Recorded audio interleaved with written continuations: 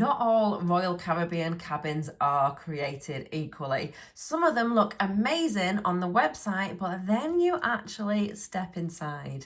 With awkward layouts and noisy locations, there are some staterooms that can really ruin the vibe of your cruise. I've sailed with Royal Caribbean many times and I've spent days analysing all the deck plans. So today I'm going to show you the cabins that you should avoid at all costs, even if they look like a great deal.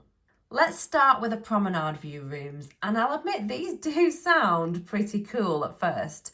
So on some Royal Caribbean ships, like the Freedom class and the Oasis class, there's this amazing open space right in the middle of the ship called the Royal Promenade.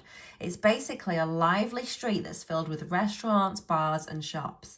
And some of the cabins actually have windows that look right out onto it. So that means that you can people watch from your cabin and feel like you're part of the action. It's really fun during the day, but there's definitely a catch. Those windows, they're not one way. So while you're checking out what's going on below, other people can see right into your room too, especially if you're on one of the lower decks. So yeah, you're probably going to want to keep those curtains closed a lot more than you'd like. And since the promenade stays lively late into the night, the noise can really be noticeable. If you're the kind of person who likes peace and quiet, those cabins might not be for you. They're great for the atmosphere, but not so great for privacy or for sleep. Next up is the noisy cabins near the entertainment venues. So every Royal Caribbean ship has bars, theatres, lounges, and they keep the party going well into the night. So if you love late night fun, that's fantastic. But if you're hoping for early nights and peaceful mornings, you probably want to check the deck plans before choosing your cabin. So you should try to avoid rooms that are directly above or below the main theatre, the nightclub, and then also avoid spots like Playmaker's Sports Bar. People tend to hang around, chatting and singing after hours, and the sound carries on the ship more than you might think.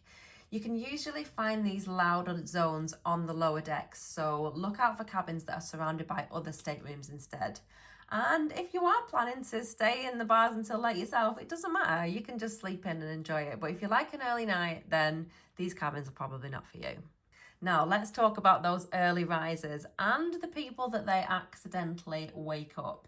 So if your cabin is directly below a pool deck, you might start your mornings to the sound of sun loungers scraping across the deck. It's not constant, but just once or twice can be enough to wake you up as people rush to claim the best poolside spots. The issue isn't the party scene here, it's those loungers being dragged around at 7 in the morning. If you're a light sleeper or you like a lazy morning, then definitely pick a room that has other cabins above it instead.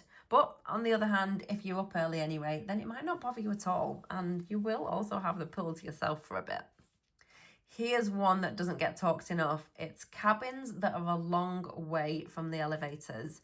So you might think, oh, that's brilliant, there's less noise. And that kind of is true. But some Royal Caribbean ships are absolutely massive. And those long hallways, it can just feel like a marathon, especially after a long day walking around port or if you've got tired kids with you.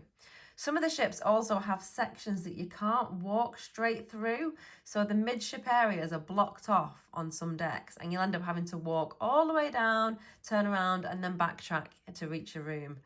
I've done that walk in heels with a sleeping toddler and it's not my favourite cruise memory. So before you book, always check the deck plans and make sure that your room has a convenient path to the elevators.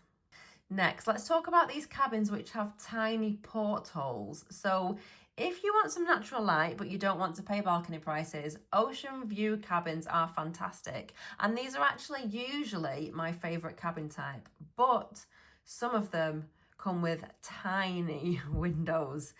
Now, most ocean view rooms have nice big windows, but there are a few, especially on deck 2 of some ships, that have these little round portholes that let in barely any light.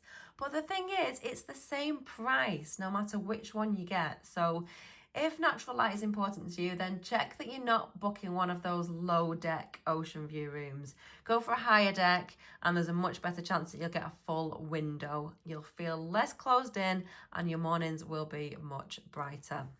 Now, if you've ever worried about getting seasick, this is important because your cabin location can really make a difference. So you're going to feel the motion most at the front and the back of the ship, and then even more so the higher up you go. So if you're worried that you're going to feel queasy, I'd suggest booking a room that's midship and on a middle or lower deck, and that's where the motion is least noticeable. It probably won't eliminate your seasickness completely, but it can definitely make things easier for you and help you sleep more comfortably.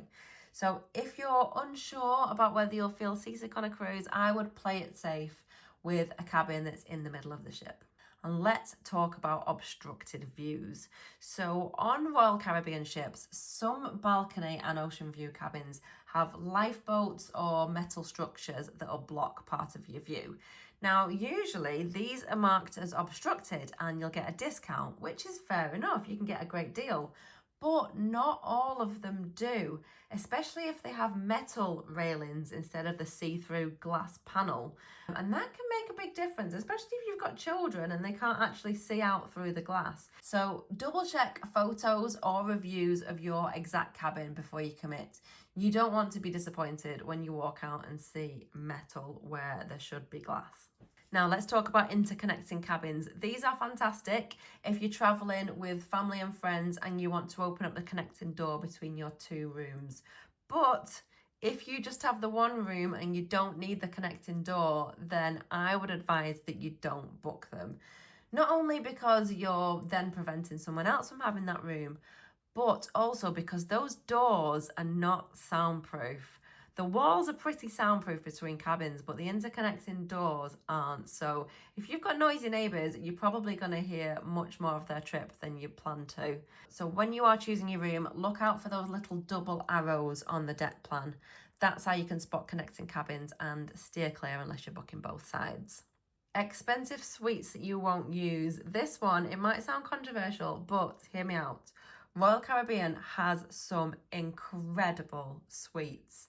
So we have rooms that have multiple stories. They have slides from the upstairs to downstairs. You've got hot tubs on the balconies, and some of them even come with your own personal royal genie, which is like a private butler. But these suites come with an insane price tag. So before you go ahead and book, just think about how you plan to spend your days on the cruise. Some of the bigger ships have so much to do on the ship. You're not going to find time to do everything, and you're probably not going to find that much time to even hang out in your cabin. So you could book 10 cruises or more for the price of one of these massive suites. So unless you've got an unlimited budget, I would think carefully about whether that's actually worth it and think about how much time you actually are going to spend in your room. And finally, cabins near the engines are definitely something that I would consider avoiding. So lower deck cabins, particularly near the back of the ship, they can pick up vibrations from the engines and the propellers. It's not that it's loud, but you'll feel a subtle hum or a shaking. Your coat angles will probably be rattling in the wardrobe. Some people find it soothing, like white noise, but for others it's really distracting. You might also hear some noise from the ship's anchor early in the morning. That can be at the front or the back of the ship on the lower decks. So if you want a completely still and quiet experience, I would suggest booking a few decks higher or closer to the midship. So there you have it. Those are 10 Royal Caribbean cabins that might not be the best fit depending on your travel style. Honestly though, there aren't any really bad cabins on these ships. It's all about choosing the right one for you.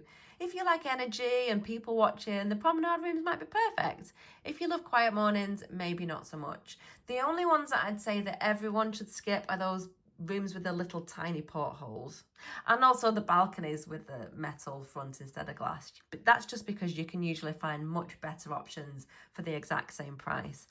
But no matter which cabin you pick, Royal Caribbean cruises are full of amazing experiences, and I'm sure you'll have a lovely time. So let me know in the comments, have you ever stayed in a cruise cabin that wasn't great? Let us know, and then other people know which ones to avoid.